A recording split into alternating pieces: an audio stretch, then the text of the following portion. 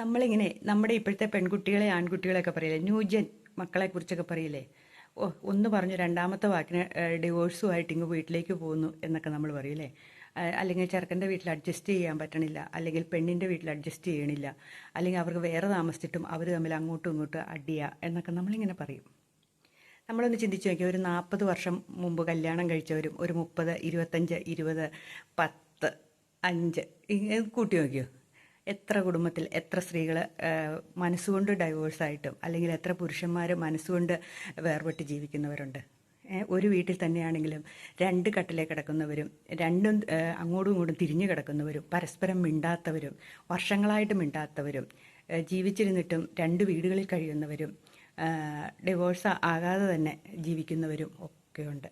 എന്നിട്ട് നമ്മൾ നമ്മുടെ മക്കളോടൊക്കെ പറയും, അയ്യോ ഒന്നും പറഞ്ഞ് 2 മണി ഒന്ന് ചിന്തിച്ച് നോക്കിയാൽ സത്യം പറഞ്ഞിട്ടുണ്ടെങ്കിൽ ഉണ്ടല്ലോ നമ്മുടെ പിള്ളേരാ ഇപ്പം ഭേദം. ഈ ഒരു കാര്യവും പറയില്ല, വേണേ നീ അച്ഛനോട് എന്ന് ചോദിക്കുക, അല്ലെങ്കിൽ നീ അമ്മയോട് എന്ന് ചോദിക്കുക എന്നിങ്ങനെ പറയുന്ന മാതാപിതാക്കളുടെ ഇടയ്ക്കാണ് മിക്ക പിള്ളേരും കഴിയുന്നത് അല്ലേ. സ്വന്തം കാര്യം പോലും ഒന്ന് പറയാനോ ഒരു കാര്യം ഒന്ന് ചെയ്തു തരാമോ എന്ന് ചോദിക്കുകയോ ചെയ്യില്ലാതെ പരസ്പരം മിണ്ടാതെ ശത്രുക്കളെ പോലെ കഴിയുന്ന, ഇങ്ങനെ അങ്ങ് ജീവിച്ച ദിവസവും രാവും പകലുമായിട്ട് അങ്ങ് ജീവിച്ചു പോകുന്ന മനുഷ്യരെയാണ് നമുക്ക് കാണാൻ പറ്റുന്നത്. ഒന്ന് ചിന്തിച്ച് നോക്കിയാൽ ശരിയാണോ എന്ന്.